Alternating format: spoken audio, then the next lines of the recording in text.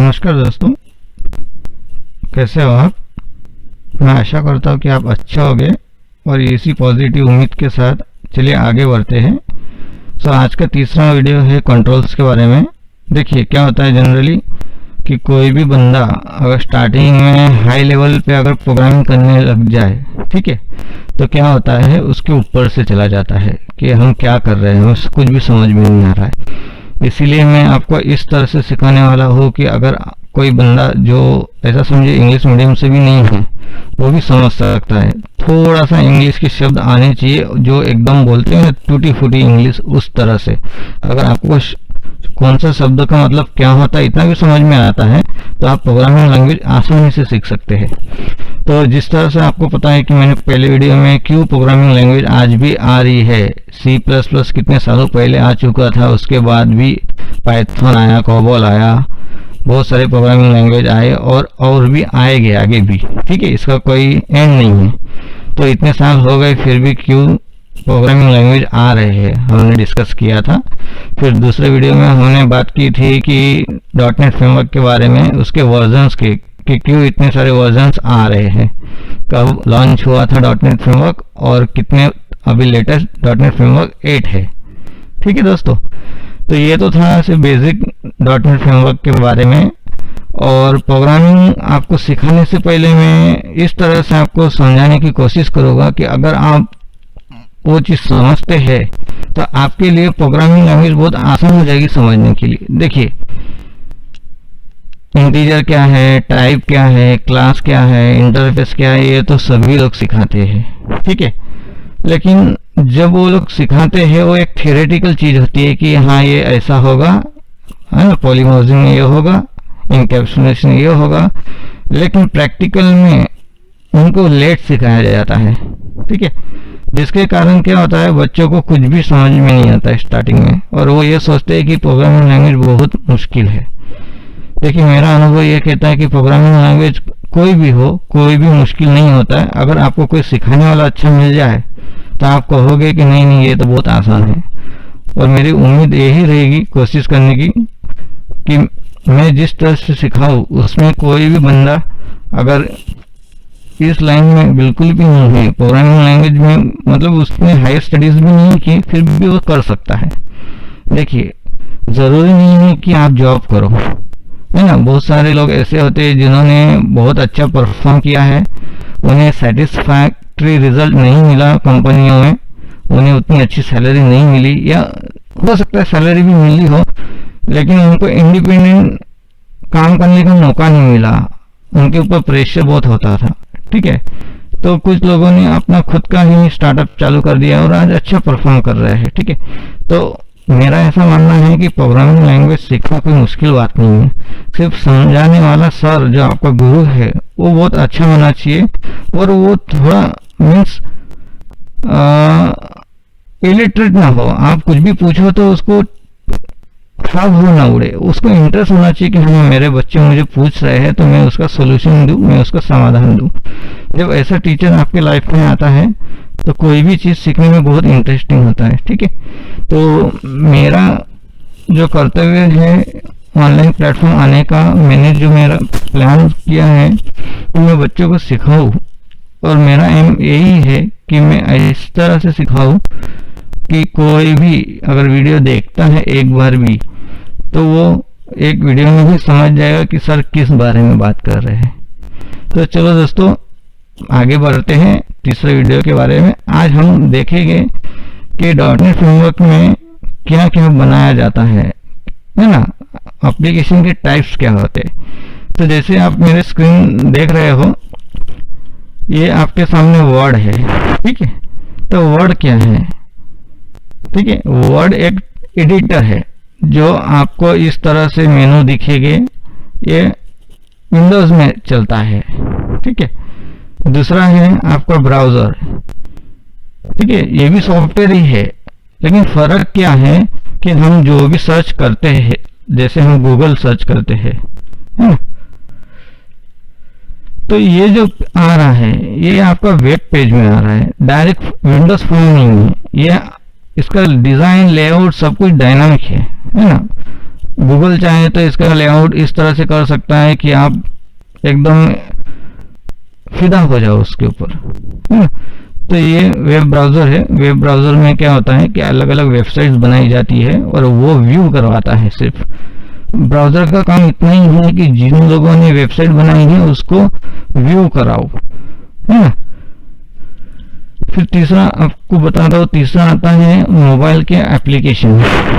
Okay दोस्तों, mobile के application mobile में चलते हैं, विंडोज़ के एप्लीकेशन कंप्यूटर में चलते हैं, ब्राउज़र के एप्लीकेशन ब्राउज़र के अंदर चलते हैं। देखिए ये ब्राउज़र है, इसके अंदर आप देखोगे ध्यान से तो एक्सटेंशन है, ठीक है। तो एक्सटेंशन क्या है, एक छोटे छोटे मॉड्यूल्स है और ये अपने आप में एक प्रोग्राम है, ठीक है। तो इसे एड ऑन भी कह सकते हैं, एक्सटेंशन भी कह सकते हैं। तो ये अपने आप में एक अंदर एक होस्ट है कि ये अदर प्रोग्राम को होस्ट कर सकता है, ठीक है। लेकिन ये डिपेंडेंट करता है ब्राउज़र पे। अगर ब्राउज़र बंद हो जाए तो उनके अंदर जो प्रोग्राम है वो ऑटोमेटिक बंद हो जाएगी, ठीक है। तो अंदर के प्रोग्राम डिपेंड करते हैं इस ब्राउज़र पे। तो दोस्तों आपने समझा कि किस तरह से प्रोग्राम होते हैं। और भी अलग प्रकार के भी प्रोग्राम होते हैं, जैसे अगर आप देखोगे वॉशिंग मशीन तो उसके अंदर सर्किट्स होती है और उसमें बटन्स होते हैं और टाइमर होता है कि आपके 5 मिनट बाकी है, 10 मिनट बाकी है ना। बीच में पावर चली जाती है तो वहीं से कंटिन्यू करता है। क्यों? क्योंकि उनकी ईपीरोम होती है। जो भी प्रोसेस हुआ है, जितना भी टाइम खत्म हुआ है या जो भी प्रोसेस खत्म हुआ है उसको वो ईपीरोम में सेव रखते हैं, ताकि इनकेस अगर पावर चली जाए तो वो डेटा को फिर से रीड करके कंटिन्यूटी कर सकते हैं, ठीक है। और उनमें थोड़ा प्रोग्रामिंग लॉजिक होता है, जैसे पानी कम हो गया है तो थोड़ा ज़्यादा टाइम होना चाहिए, पानी ज़्यादा हो गया ओवरफ्लो हो रहा है तो निकल जाना चाहिए, है ना। और आपके अगर आप ध्यान से देखा होगा वॉशिंग मशीन में सेटिंग्स होती है कि आप कपड़े धो रहे हो, ड्रेस धो रहे हो, ब्लैंकेट धो रहे हो, उसके हिसाब से क्या होता है, टाइमिंग का फर्क होता है, ठीक है। टाइमिंग का प्लस जो रोटेट होती है मशीनरी उनके वेरिएशन आते हैं। अगर आप कोई चद्दर डाल दो वो थोड़ी हेवी होती है और हेवी चीज में अगर मोटर फास्ट घूमेगी तो मोटर बिगड़ जाएगी, इसलिए क्या होता है वो धीरे धीरे घूमती है, लोड लेती है इस तरह से। तो जिस तरह से मैंने अभी आपको बताया कि एप्लीकेशन प्रोग्राम सॉफ्टवेयर कई प्रकार के होते हैं, सबके अपने अपने रिक्वायरमेंट होती है उसकी तरफ से बनते हैं। एक तो होते हैं विंडोज़ प्रोग्राम जो इस तरह से होते हैं। तो इस तरह से मतलब सेम इस तरह से नहीं बोल सकते हैं। देखिए अभी ये अगर आप नोटपैड की बात करें तो ये भी एक विंडोज़ प्रोग्राम ही है ना।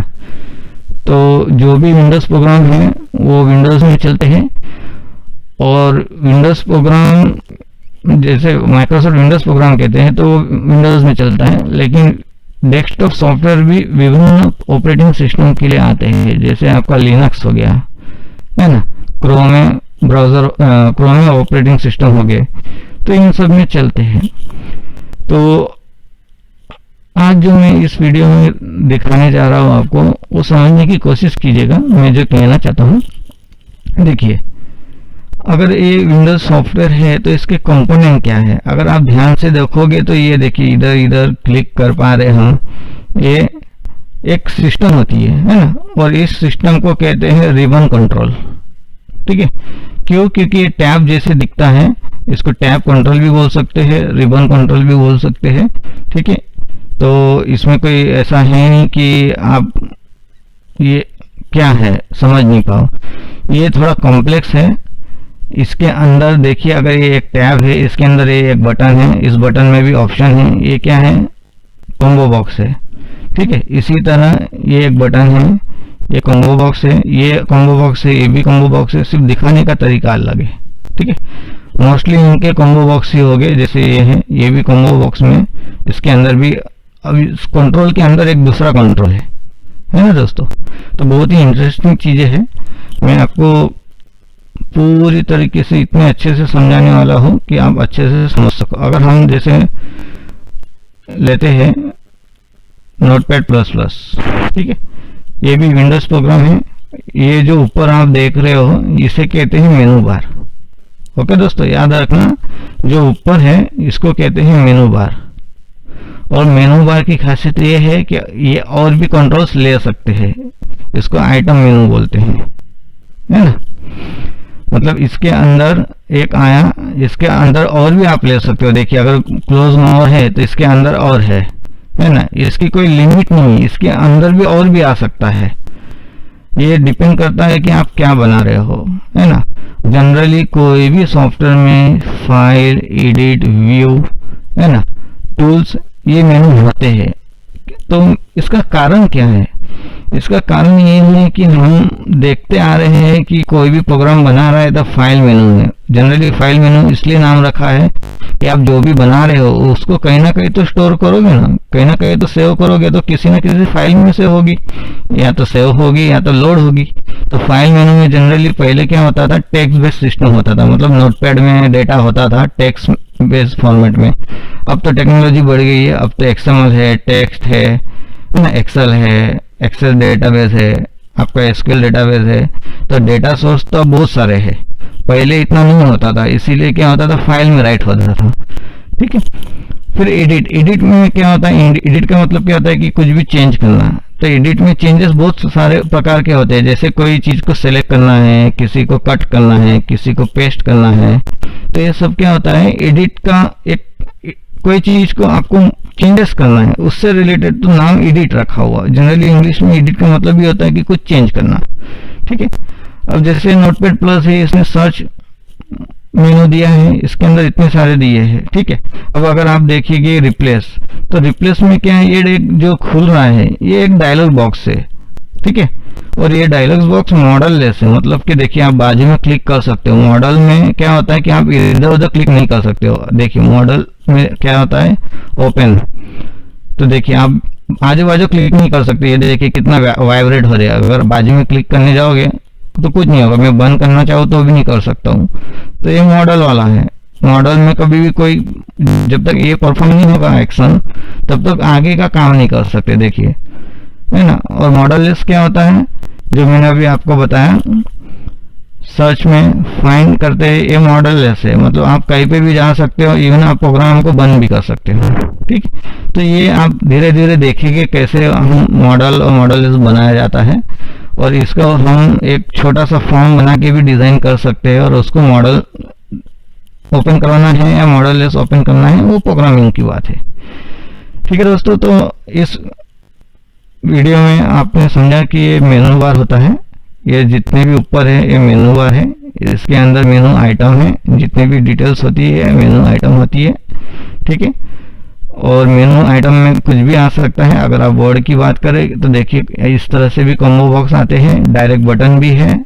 ठीक है, और इन बटन्स की खासियत ये है कि ये देखिए इमेज भी रखते हैं सबके आगे। ठीक है, इन मेनू में आप ये जो छोटे छोटे नंबर्स दिख रहे हैं ये सब क्या है, ये आइकॉन्स है, मतलब आप एक रिप्रेजेंटेशन भी दे सकते हो कि आप क्या करवा रहे हो, बटन के आगे भी क्या है। अब ये क्या है, ये बटन है पूरा। देखिए किस तरह से हम माउस मूव करते तो किस तरह से बॉर्डर आ रहा है ना। तो ये इंडिकेटिव है कि ये बटन है, और जब भी बटन होता है उसके आजू बाजू का एरिया थोड़ा सा डिफरेंट दिखता है, या तो वो ग्लो होगा या डिम होगा या कुछ अलग दिखेगा। ठीक है, तो ये है रिबन बार। अगर नोटपैड की बात करें तो नोटपैड में देखिए ये है मेनू बार, ये है अंदर उसके जो है मेनू आइटम है। जनरली कोई भी सॉफ्टवेयर में फाइल, एडिट, व्यू ये होता ही है, और लोग इसलिए बनाते हैं क्योंकि लोगों की वो आदत हो चुकी है ना दोस्तों, कि फाइल मेनू से कुछ खुलता था, कुछ सेव होता था, फाइल मेनू से हम कोई इंपोर्ट कर सकते थे क्लिप आर्ट। तो इसीलिए क्या होता है, लोग आज भी उसी चीज को फॉलो कर रहे हैं। फाइल मतलब फाइल से कुछ प्रोजेक्ट्स में लाना है, प्रोजेक्ट का कुछ सेव करना है। व्यू में जनरली क्या होता है कि कोई अगर चाहता है, कोई ऐसी फंक्शनलिटी है जो व्यू से जूमिंग दिखाना चाहता हो।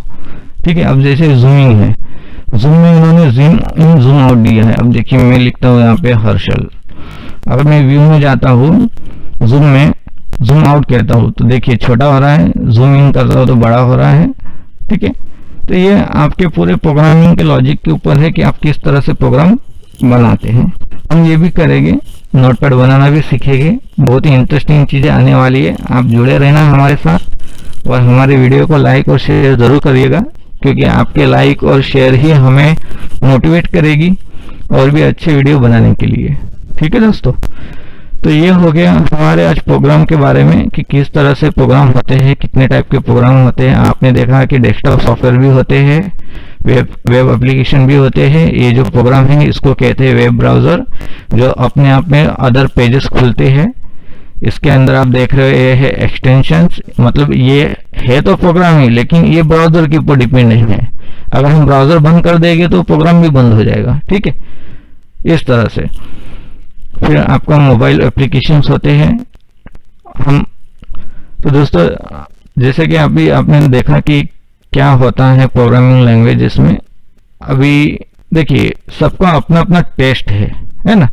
कोई विंडोज़ एप्लीकेशन बनाने में इंटरेस्टेड होता है, कोई वेबसाइट बनाने में इंटरेस्ट होता है, कोई मोबाइल एप्लीकेशन बनाने में इंटरेस्टेड होता है। वो अपना अपना पसंद की एरिया है ना। सबको अलग अलग, कोई किसी को डेस्कटॉप एप्लीकेशन बनाना ही अच्छा लगता है तो वो desktop as a desktop application developer बन जाते हैं। किसी को वेबसाइट बनाना अच्छा लगता है तो वेब डेवलपर बन जाते हैं। कोई मोबाइल अच्छा, उनको मोबाइल में इंटरेस्ट होता है तो मोबाइल एप्लीकेशन डेवलपर बन जाते हैं। इसी तरह और एक बंदा सब कुछ भी कर सकता है अगर उसे करना हो तो, जिसे कहते हैं फुल स्टैक डेवलपर।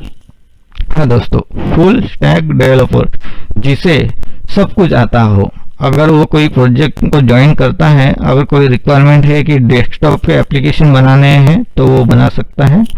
अगर वहाँ रिक्वायरमेंट आती है टीम में कि कोई एंड्रॉयड एप्लीकेशन बनानी है तो वो भी कर सकता है। अगर टीम में रिक्वायरमेंट आती है कि कोई वेबसाइट बनानी है तो वो भी कर सकता है, ठीक है। मीन्स उसे हर चीज़ की नॉलेज होती है। तो दोस्तों यही था इस वीडियो में कि हम किस तरह से और किस प्रकार के एप्लीकेशन बना सकते हैं। नेक्स्ट वीडियो में आएगा कि हमने जो दिखाया था मेनू बार, टाइटल बार, है ना। अच्छा, टाइटल बार इसे कहते हैं, ये जो ऊपर है जहाँ पे डॉक्यूमेंट लिखा हुआ माइक्रोसॉफ्ट वर्ड है ना, सबसे ऊपर, उसको टाइटल बार बोलते हैं। अगर आप यहाँ नोटपैड में आते हैं, नोटपैड में एकदम फ्रेश, ये जो ऊपर है जहाँ पे नोटपैड का आइकॉन दिख रहा है ना, ये पूरा टाइटल बार है ऊपर का। ओके दोस्तों, ये टाइटल बार है, ये मेनू बार है, ये आपका एरिया है जो भी आपको करवाना है। जैसे नोटपैड में हम जनरली लिख ही सकते हैं, ठीक है। वर्डपैड में हम लिख भी सकते हैं। हम इसको क्लिक करके बोल्ड करना चाहते हैं तो बोल्ड कर सकते हैं, इंक्रीमेंट करा सकते हैं, हम बीच में सेंटर लेफ्ट राइट करवा सकते हैं, है ना। हम इटैलिक बुलेट्स यूज़ कर सकते हैं, इवन हम कलर चेंज कर सकते हैं। तो इसी तरह से एप्लीकेशन में जो भी रिक्वायरमेंट होती है हमें कि हमें ऐसा ऐसा करवाना है, ऐसा ऐसा कर सकते हैं, तो उस तरह से प्रोग्राम बनाया जाता है। तो दोस्तों मुझे आशा है कि आप इस वीडियो को अच्छे से समझ चुके हैं कि प्रोग्राम किस तरह से और कितने टाइप के होते हैं। और एक आदमी सभी प्रोग्रामिंग लैंग्वेज कर सकता है, मतलब प्रोग्रामिंग लैंग्वेज तो .NET में ही होगा, लेकिन वो फुल स्टैक डेवलपर बन सकता है। अगर उसको विंडोज़ एप्लीकेशन में इंटरेस्ट है तो वो बना सकता है, अगर उसको वेबसाइट में इंटरेस्ट है तो वो बना सकता है। ओके दोस्तों, और जो मेन बात है वो यह है कि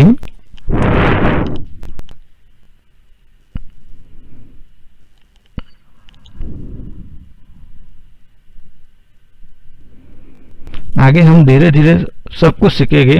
हाँ देखिए, मैं ये कहना चाहता था कि ऐसा मत सोचिए कि डिमांड क्या आ रहा है ना। ऐसा मत सोचिए कि डिमांड क्या आ रहा है। मैं ये कहना चाहता हूँ कि देखिए, अगर आप विंडोज़ एप्लीकेशन बना रहे हैं इसका मतलब ये नहीं है कि इसमें डिमांड नहीं आएगी। डिमांड हर चीज़ में आती है। जैसे कि मैं बता दूं, अगर आप विंडोज़ एप्लीकेशन डेवलपर है, जो छोटे छोटे बिजनेसमैन हैं जिन्होंने फर्स्ट टाइम बिजनेस चालू किया है, या तो मतलब काम तो कर रहे हैं लेकिन कंप्यूटराइज सिस्टम पे फर्स्ट टाइम आ रहे हैं, ठीक है, तो उन लोगों के लिए ऐसा सॉफ्टवेयर जिनका डेटा उनके पास हो और वो धीरे धीरे सीख सकते हैं और उनका डेटा सेफली उनके पास रहे, तो वो लोग क्या प्रेफर करते हैं कि डेस्कटॉप एप्लीकेशन हो, ठीक है। जिन लोगों का बिजनेस ग्रो हो चुका है, जिनके एक फ्रेंचाइजी है, दूसरी फ्रेंचाइजी है, अलग अलग ब्रांच है, वो क्या करते हैं, वो उनका डेटा सिंक्रोनाइज कराने के लिए वेबसाइट बनवाते हैं, वेब एप्लीकेशन बनाते हैं। ठीक है, जब वेब एप्लीकेशन बन जाती है, ठीक है, हर चीज के मतलब सभी के पास तो लैपटॉप पीसी तो नहीं होगा, और मोस्टली सब लोगों के पास मोबाइल तो होता ही है। तो बड़े लोग क्या करते हैं, अलग अलग बिजनेस वाले, वेबसाइट वाले, वो एक मोबाइल एप्लीकेशन लॉन्च कर सकते हैं जिसमें बेसिक मतलब कि सब कुछ नहीं। देखिए, अगर आप फ्लिपकार्ट की बात करें तो फ्लिपकार्ट में क्या होता है, उसमें हम यूजर प्रोडक्ट को सर्च करते हैं, बाय करते हैं। लेकिन अगर उसका दूसरा पहलू देखें तो जो सेलर्स है, जो डिस्ट्रीब्यूटर्स है, उनके लिए अलग वेबसाइट होती है जो वहाँ पे लॉगिन करते हैं as a retailer, as a wholesaler. वो अपना प्रोडक्ट प्राइस सब कुछ सेट करते हैं, उनका कैटलॉग बनाते हैं, ठीक है, और वो अपलोड करते हैं, उनके पास स्टॉक कितना है सब कुछ डिक्लेयर करते हैं। और दूसरा साइड क्या होता है, यूजर, जिनके लिए अलग वेबसाइट होती है, वे सर्च कर सकते हैं, उनको स्टॉक दिखता है, और कोई अवेलेबल नहीं है, आउट ऑफ स्टॉक हो गई तो उसका नोटिफिकेशन आता है। ओके दोस्तों, तो जो चीज इसमें है, देखिए, चाहे तो वो एप्लीकेशन में भी दे सकते हैं, लेकिन कुछ सिक्योरिटी रीजंस होती है, कुछ सेफ्टी का भी बात होती है सेलर का, इसलिए क्या होता है, कुछ लिमिटेड फंक्शनलिटी मिलती है मोबाइल में कि कोई देख सकता है, सर्च कर सकता है, ऑर्डर कर सकता है। ठीक है, इससे ज़्यादा नहीं। मैंने लास्ट टाइम बताया था कि सबसे जो टॉप पे है वो टाइटल बार है। ठीक है, ये जो ऊपर है ये टाइटल बार है, ये जो है ये मेनू बार है, इसके अंदर जो है मेनू आइटम है। ठीक है, ये आपके ऊपर जो टाइटल बार में जो ये बटन है, ये तीनों बटन मिनिमाइज, ये वाला मिनिमाइज बटन है, इससे डाउन आ जाएगा टास्क बार में। ठीक है, ये वाला जो है मैक्सिमाइज बटन कहते हैं इसको क्लिक करने से फुल स्क्रीन हो जाती है, और उसी को स्क्रीन करने से मीडियम साइज का हो जाता है। ठीक है, और ये जो है ये क्लोज बटन है। हर प्रोग्राम में मिनिमाइज, मैक्सिमाइज और क्लोज ये बटन होते ही है। जनरली क्या होता है, कोई भी बंदा अगर कोई किसी पे काम कर रहा है और उसको स्विच करना है दूसरे प्रोग्राम पे, तो वो मिनिमाइज करेगा। या अगर उसको लगता है कि मुझे जो करना है वो छोटी स्क्रीन में ठीक से नहीं दिख रहा है, या मुझे बड़ी स्क्रीन चाहिए, ज़्यादा लिखना है या कुछ और काम है, तो मैक्सिमाइज कर लेगा। ठीक है, और अगर उसको लगता है कि मुझे मेरा काम हो गया है, या तो वो क्लोज बटन दबा सकता है। ठीक है, या तो फिर वो बटन के हिसाब से काम करेगा। ठीक है, अब आते हैं इसके ऊपर।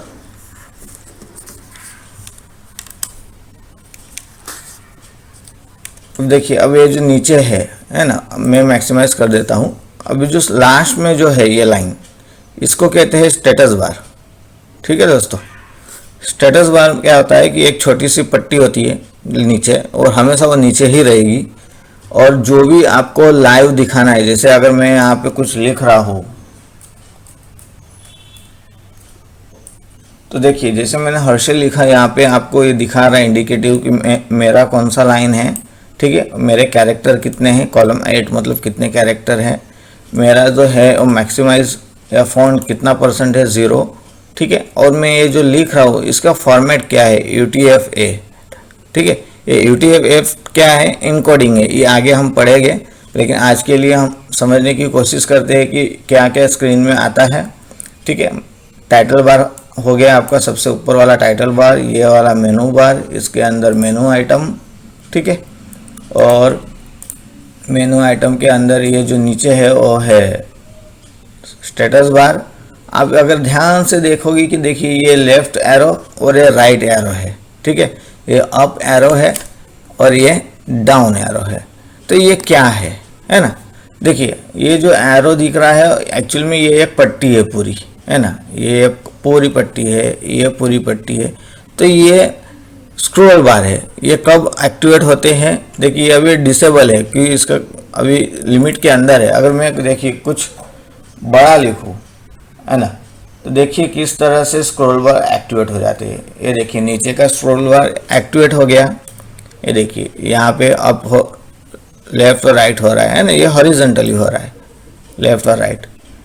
अगर इसी तरह अगर हम जैसे मिनिमाइज करते हैं, एक छोटी सी एप्लीकेशन की तरह दिखाते हैं। अब जैसे ये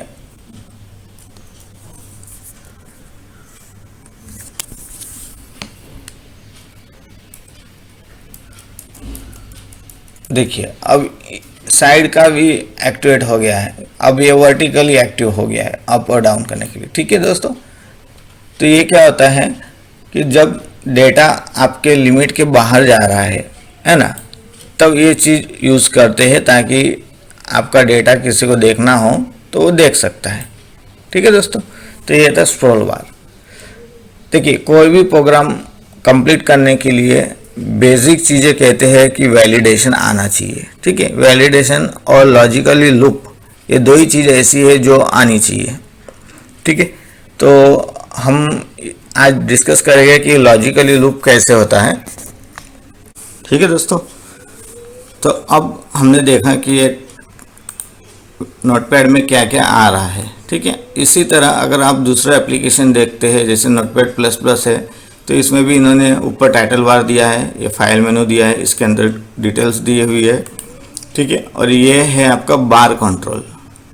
याद रखना दोस्तों, ये है बार कंट्रोल, ये हमेशा मेनू स्ट्रिप के नीचे होता है। ठीक है, इसका लुक एंड फील हर प्रोग्राम में अलग अलग हो सकता है, इसका लुक एंड फील हर प्रोग्राम में अलग अलग हो सकता है, लेकिन ये मेनू बार के नीचे जो होता है, ठीक है, इसको बार आइटम कहते हैं।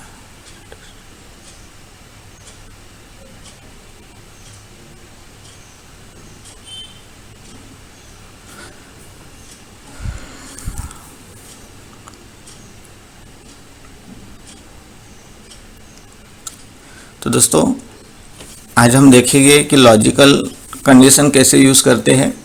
ठीक है, और उसके बाद हम लूप देखेंगे, क्योंकि ये दो ही चीज़ मैक्सिमम प्रोजेक्ट में काम आता है।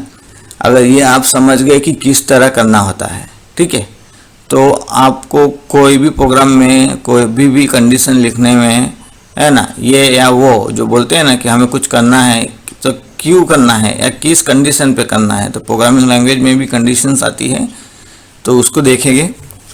और हम आज ये देखेंगे कि कंडीशंस लिखने से पहले हमारा जो डेटा होता है वो डेटा किस फॉर्म में होता है। देखिए जनरली हमारा डेटा टेक्स्ट बेस पे होता है। टेक्स्ट बेस मतलब क्या होता है, जैसे समझो मैं लिख रहा हूँ हर्षल, तो ये हर्षल जो इन्फॉर्मेशन है, ये जो डेटा है, ये क्या है, टेक्स्ट बेस है। ठीक है, फिर डेटा आता है आपका नंबर, समझिए मैं लिख रहा हूँ 100, तो ये क्या है, ये नंबर है, लेकिन ये क्या नंबर है, ये पूरे होल नंबर है, तो ये है आपके इंटीजर। याद रखिएगा, इंटीजर। ठीक है दोस्तों, अब आते हैं न्यूमेरिकल सिस्टम में और भी आता है, जैसे ये अगर आप देख रहे हो, या एक काम कीजिए, ऐसा लिखता हूँ मैं, ये है आपका डेसिमल, है ना। जो चीज़ पॉइंट्स में होती है वो डेसिमल में होती है। ठीक है, लेकिन डेसिमल की एक लिमिटेशन है कि ये जो पॉइंट है ना, वो आपका 9 डिजिट तक हो सकता है। याद रखिएगा सर भाई, 9 डिजिट तक। ठीक है, अगर इससे भी बड़ा, अगर आपको और भी प्रिसाइशन चाहिए, तो समझिए अगर आपको ऐसा लिखना है 100.000000001, इतना बड़ा लिखना है। ठीक है, ये 9, ये जो है ये 9 डिजिट से ऊपर है। ये देखिए 2 4 6 8 10 12 14 15, है ना। जब आपको इस तरह से लिखना है कि बहुत प्रिसाइशन की ज़रूरत है, ठीक है, तब हम यूज़ करेंगे फ्लोट या डबल। ठीक है, तो ये याद रखिएगा कि अगर आपको कुछ लिखना है,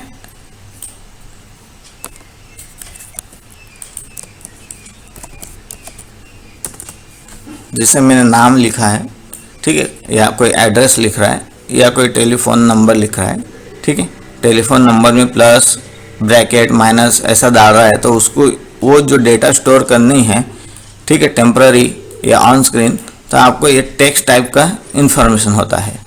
अगर आप इसको 100 करते हैं तो ये इंटीजर टाइप कंसिडर होता है ना। अगर पॉइंट्स में कुछ लिखना है, 9 डिजिट तक पॉइंट्स आ सकते हैं, तो डेसिमल यूज़ करना चाहिए, या उससे ज़्यादा हो, प्रिसाइशन ज़्यादा हो, तो आप इसको फ्लोट या डबल यूज़ कर सकते हैं, ठीक है। और एक होता है हाँ या ना, ठीक है, यस ऑब्लिक नो, हाँ या ना। इसके लिए हम कंप्यूटर में बुल यूज़ करते हैं, ठीक है, जिसको हम बुलियन भी कहते हैं। याद रखिएगा दोस्तों, अगर अल्फ़ाबेट्स है तो स्ट्रिंग आएगा, अगर सिंगल अल्फ़ाबेट है जैसे मैं लिखता हूँ किसी चीज़ के लिए यस, सिर्फ यस, तो इसके लिए हम कैर यूज़ कर सकते हैं। ओके दोस्तों, अगर इतना स्ट्रिंग है, इतना बड़ा नाम है, तो हम टेक्स्ट को स्ट्रिंग यूज़ कर सकते हैं। तो हमारे .NET में क्या होता है, ये तो टेक्स्ट तो है ही, लेकिन ये है स्ट्रिंग टाइप, ठीक है।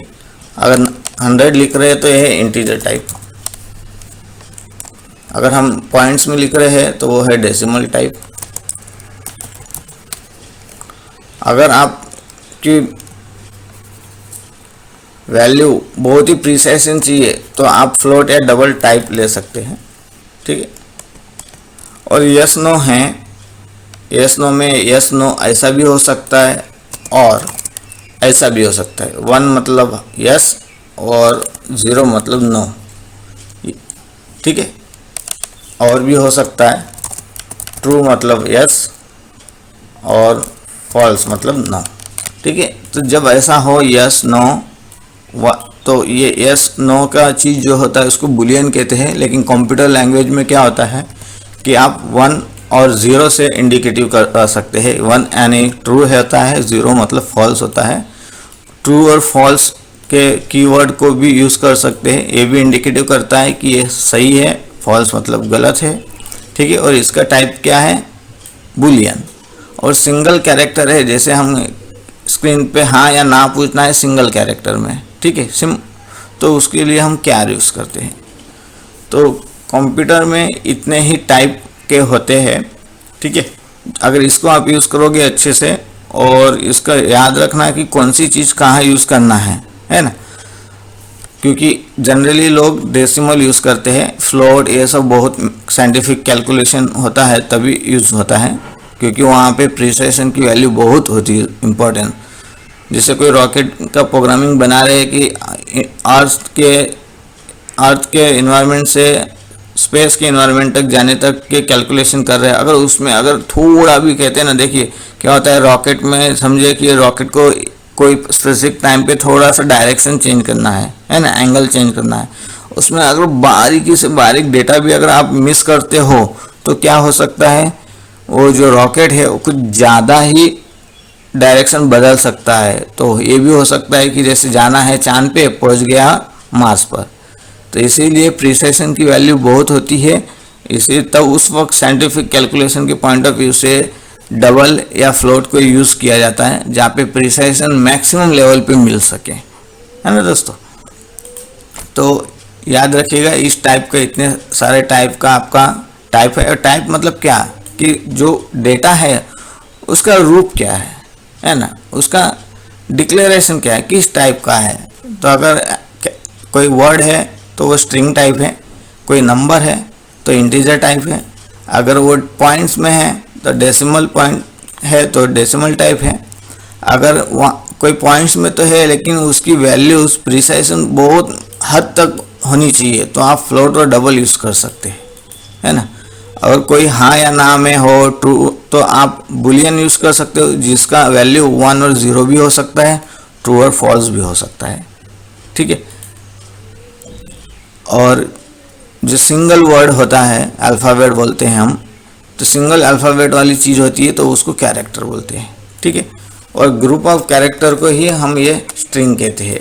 अब ये क्या है, हर्षल, तो एक एक कैरेक्टर को अगर देखेंगे HARSHAL ये पूरा कंबाइन हो गया है, तो ग्रुप ऑफ कैरेक्टर ही क्या हो जाता है, स्ट्रिंग हो जाता है। मैं यहाँ लिख देता हूँ, ग्रुप ऑफ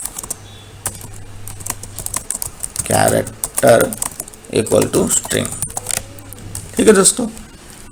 बस हर प्रोग्रामिंग लैंग्वेज में ये चीज़ याद रखना होता है आपको। अगर ये आपको याद आ गया, ठीक है, ये आपको याद रह गया, तो आपको आपका लॉजिक बनाने में कोई मुश्किल नहीं आएगी, ठीक है, इजीली आप कर सकते हो।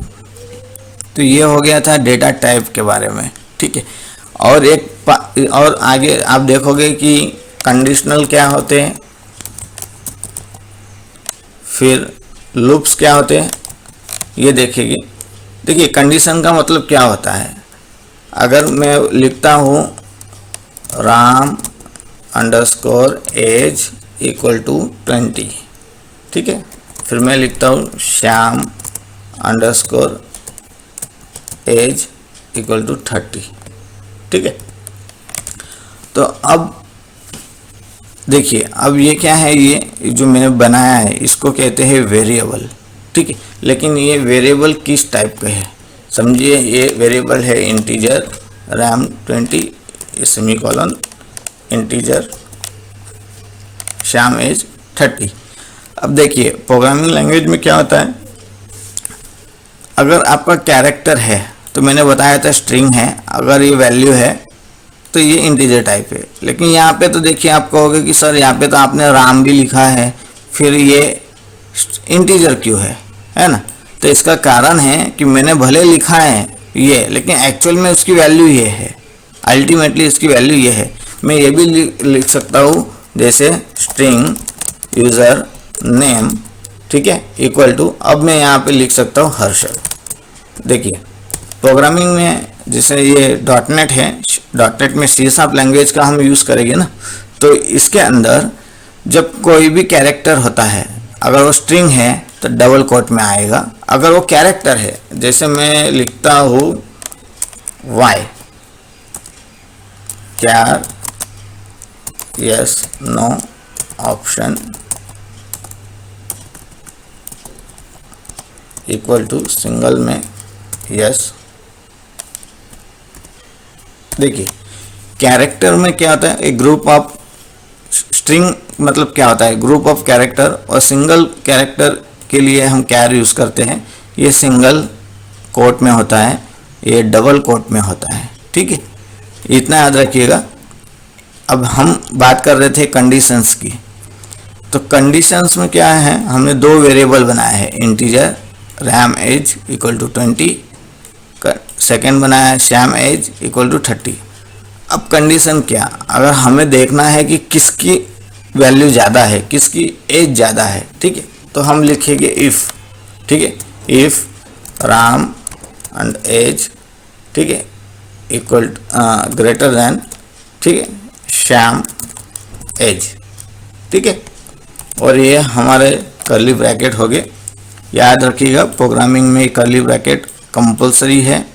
अगर आपको मल्टीपल कंडीशन लिखना है तो ये कंपलसरी है। अगर सिंगल लाइन ही है, आपको पता है कि नहीं एक ही लाइन आने वाला है, तो आप बिना इसके भी डायरेक्ट इसके नीचे लिख सकते हो, डायरेक्ट यहाँ पे इसके नीचे। देखिए अगर राम बड़ा है तो हमें लिखना है कि राम बड़ा है, नहीं तो श्याम बड़ा है, ठीक है। तो ऐसा मल्टीपल कंडीशन आने वाली है, तो इसके लिए हम यहाँ पे कर्ली ब्रैकेट यूज़ करेंगे, ठीक है। अगर राम की एज श्याम से बड़ी है, Ram age greater than Shyam age, ठीक है, तो हमें क्या लिखना है कि राम की उम्र बड़ी है, ठीक है, तो Ram age is greater than Shyam age. तो हम इसको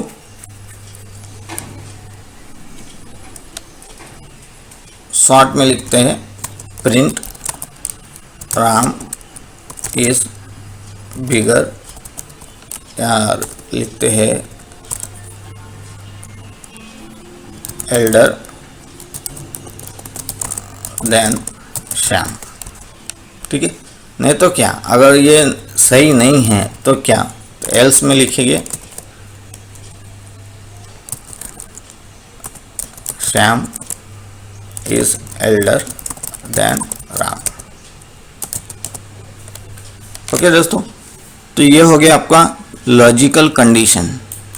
और कंडीशन में ये है कंडीशन, ठीक है। हमने दो वेरिएबल बनाए हैं, integer Ram, integer Shyam. If condition use कर रहे हैं राम ग्रेटर देन श्याम, ठीक है। अगर राम की एज कितनी है 20, अगर ये 20 30 से बड़ी होती तो यहाँ पे आता लॉजिकल लूप कि print Ram is elder than Shyam. लेकिन आप देख रहे हो ऑन स्क्रीन कि ये 20 है और ये 30 है, ये उल्टा हो रहा है। राम श्याम से छोटा है तो ये एल्स में जाएगा। तो एल्स में जाने के बाद क्या होगा, ये प्रिंट होगा। ठीक है, ये मैं आपको बेसिक बता रहा हूँ, जब एक्चुअल प्रोग्राम करोगे तब और भी अच्छे से समझ में आएगा।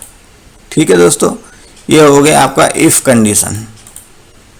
ठीक है,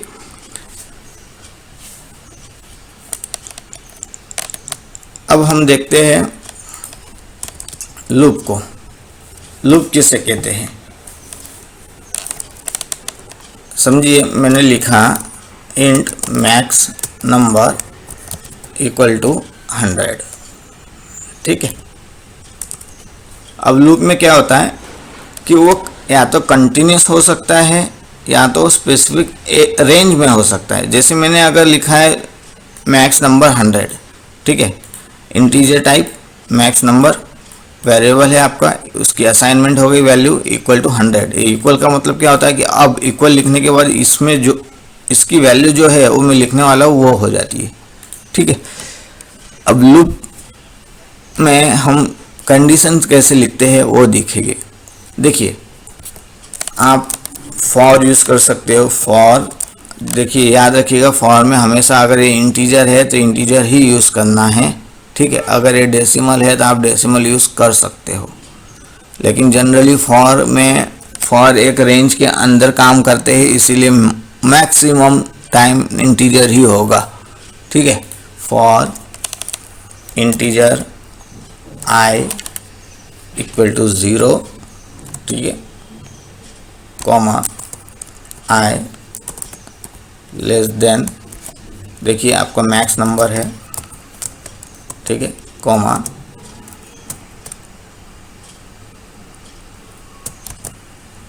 मैक्स नंबर प्लस प्लस, और ये आपका कॉमा नहीं आएगा, सेमीकोलन आएगा। देखिए हमने क्या किया, डिक्लेयर किया इंटीजर मैक्स नंबर।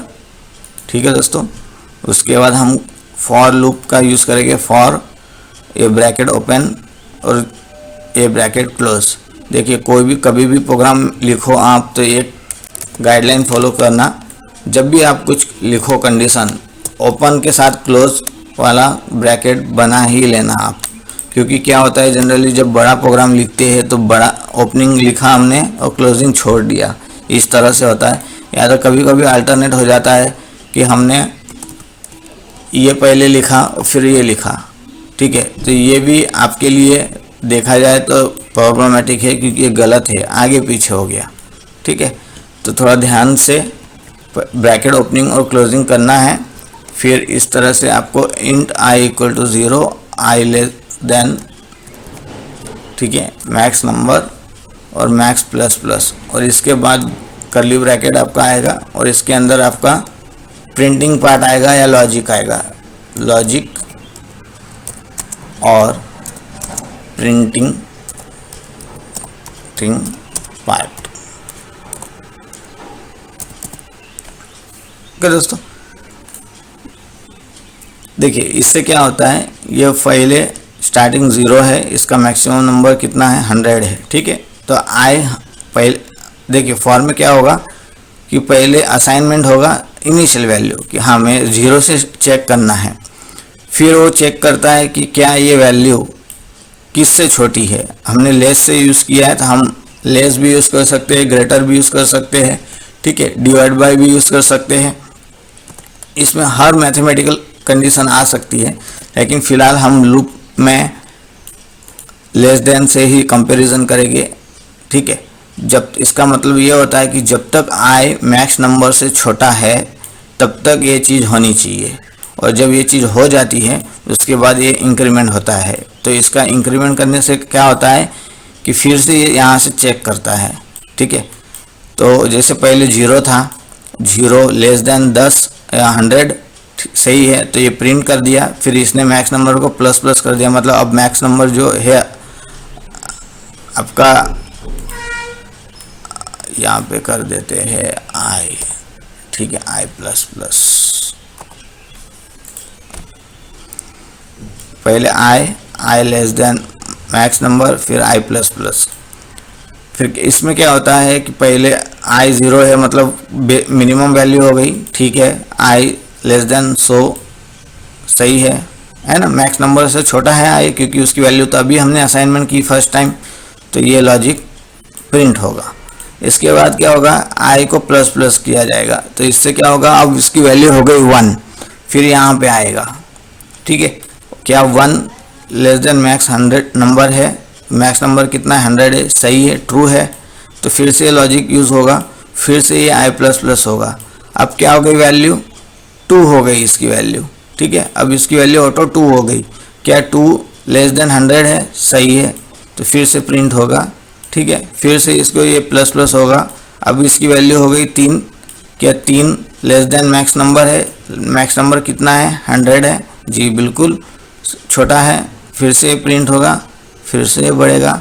तो अब ऐसे करते करते जब आपकी वैल्यू 100 हो जाती है तब ये कंडीशन फेल हो जाती है। क्यों, क्योंकि हमारा कंडीशन क्या बताता है कि आई लेस देन मैक्स नंबर, आई अगर समझो 100 हो गया, क्या 100 लेस देन मैक्स नंबर की वैल्यू कितनी है 100, अगर 100 इससे छोटा है, जी नहीं, वो तो इक्वल है, तो ये आपका अब इस बार ये नहीं होगा, आपका बाहर आ जाएगा। मतलब ये जो पार्ट है अब लूप ओवर यहाँ आ जाएगा, ठीक है दोस्तों। तो लूप में क्या होता है कि जब तक आपकी कंडीशन फुलफिल होती है तब तक ये चीज़ रिपीट होगी, या कोई कंडीशन लिखा है तो वो होता रहेगा, और जैसे ही ये कंडीशन फेल हो जाती है ये एंड हो जाता है, फिर आगे बढ़ जाता है प्रोग्राम, ठीक है दोस्तों।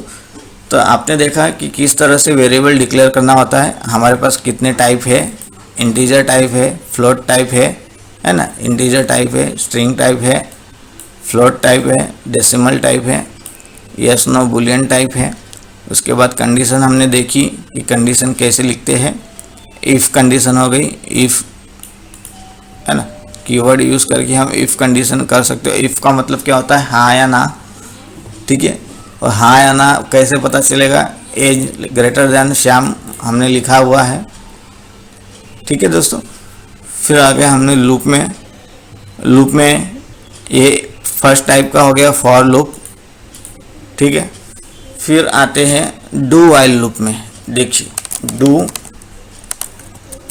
डू में कोई कंडीशन, ठीक है, आपकी ये ब्रैकेट में आएगा डू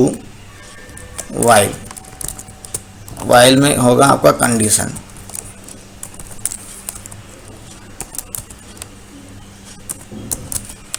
देखिए कंडीशन क्या समझिए, डू में आपको लिखना है, प्रिंट करना है, प्रिंट, ठीक है। लेकिन कब तक, वाइल, समझिए वाइल में लिखता हूँ कि जब तक आई लेस देन 100 है तब तक मुझे प्रिंट करना है, ठीक है। ये हो गया आपका प्रिंट। इसके सेमीकोलन मैं करूँगा आई प्लस प्लस। सिर्फ ये अभी समझ लीजिएगा आप, ठीक है। प्रैक्टिकली हम इसको कैसे इम्प्लीमेंट करेंगे देखेंगे। डू में क्या होता है, कोई टास्क पहले करो, उसकी वैल्यू बढ़ा दो, फिर चेक होता है, ठीक है। डू और वाइल में यही फ़र्क है, डू पहले करेगा फिर ये करेगा, ठीक है। डू में पहले एक्शन हो जाएगा फिर यह होगा। तो इसमें क्या होता है कि कम से कम एक कंडीशन तो आपकी फुलफिल हो ही जाएगी, चाहे ये सही हो या ना हो। सबसे पहले आपका ये प्रिंट हो ही जाएगा, वन टाइम आपकी एक्टिविटी फॉलो हो ही जाएगी। उसके बाद ये कंडीशन के हिसाब से नेक्स्ट टाइम वापस इसको रिपीट करना है कि नहीं, ये होता है मतलब इसका। पहले आप ये कर लीजिए, अगर कंडीशन सही है तो फिर से कीजिए, फिर से सही है फिर से कीजिए, अगर गलत है तो एंड कीजिए, ठीक है दोस्तों। तो आपने देखा फॉर लूप, फिर आपने देखा डू वाइल लूप। तो ये था आपका लूपिंग के बारे में। कंडीशन भी देख लिया आपने। कंडीशन में क्या किया हमने, इंटीजर यूज़ किया और इफ़ का सपोर्ट लेते हुए हमने किया। देखिए integer Ram age equal to 20 किया हमने, integer Shyam age equal to 30। Condition में इफ़ लिखा हमने, if Ram age greater than Shyam age, तो हमें जो भी हमारा लॉजिक है वो लिखना है। अगर गलत होता है तो ये लिखना है, ठीक है। अल्टरनेट में इफ़ हमेशा हाँ या ना होता है, और जनरली लोग जब इफ़ लिखते हैं तो एल्स भी लिखते ही है, और ऐसी कोई रिक्वायरमेंट है कि आपने एल्स का पार्ट पहले से ही कर लिया है, ठीक है, तो आपको एल्स इफ चेक करके ही आपको करना होता है, बाकी कोई ज़रूरत नहीं होती है। तो ये हो गया आपका लूपिंग। याद रखिएगा दोस्तों, ये पार्ट बहुत इंपॉर्टेंट है आपका, ठीक है, ये क्योंकि हर प्रोग्राम में ये बेसिक चीज़ें हैं, ये आपको पता ही होनी चाहिए, तब जाके आप पूरा प्रोग्राम कर सकते हैं। तो दोस्तों अब नेक्स्ट वीडियो से हम प्रैक्टिकली देखेंगे कि ये एक पूरा डेटा टाइप समझेंगे कैसे होता है, उसके बाद समझेंगे ये कंडीशन कैसे लिखनी होती है, उसके बाद हम लूप देखेंगे फॉर वाले, फिर डू वाले, और भी आते हैं लूपिंग में फॉर ईच भी आता है, ठीक है। फॉर ईच में क्या होता है कि जो भी टाइप का डेटा है उसी के अंदर का डेटा क्या है, हम उसके ऊपर काम कर सकते हैं। तो उसको हम नेक्स्ट वीडियो में या उसके आने वाली नेक्स्ट वीडियो में अच्छे से प्रैक्टिकली समझेंगे। अभी ये थियरी था, बेसिक थियरी, कोई हार्ड एंड फास्ट थियरी नहीं था, एकदम इजी था। ये आप थोड़ा नोट कर लीजिएगा, समझ लीजिएगा, क्योंकि आने वाले प्रोग्राम में आपको यही चीज़ काम आएगी। कहीं पे किसी के नंबर सेव करना है, कभी किसी की नाम सेव करना है, कभी किसी के अमाउंट सेव करनी है, ठीक है, कभी आपको अमाउंट चेक करनी है कि भाई जैसे आपने टारगेट रखा है कि भाई जिसने भी 100 घंटे काम कर लिया है उसको बोनस मिलेगा, ठीक है। तो 100 घंटे काम किए कि नहीं किए वो कंडीशन हम कैसे चेक करेंगे? इफ़ से चेक करेंगे। इफ़ कोई यूज़र 100 आवर्स काम हो चुका है तो उसको बोनस देना है, ये प्रोग्रामेटिकली हम कंडीशन सेट करेंगे, ठीक है। तो इफ़ कंडीशन, लूप में फॉर, डू वाइल, ये याद रखिएगा कि ये भी कुछ ऐसा होता है कि क्यों हम यूज़ करते हैं। डू वाइल में क्या होता है कि कंपलसरी एक पहली चीज़ जो है वो यूज़ होने लग जाती है, उसके बाद कंडीशन चेक होती है, अगर वो फेल हो जाता है तो आगे बढ़ जाता है, ठीक है। तो दोस्तों यही था आज की वीडियो में। मैं आशा करता हूँ ये वीडियो आपको पसंद आया होगा। प्लीज़ हमारे चैनल को लाइक और सब्सक्राइब ज़रूर कीजिएगा। धन्यवाद।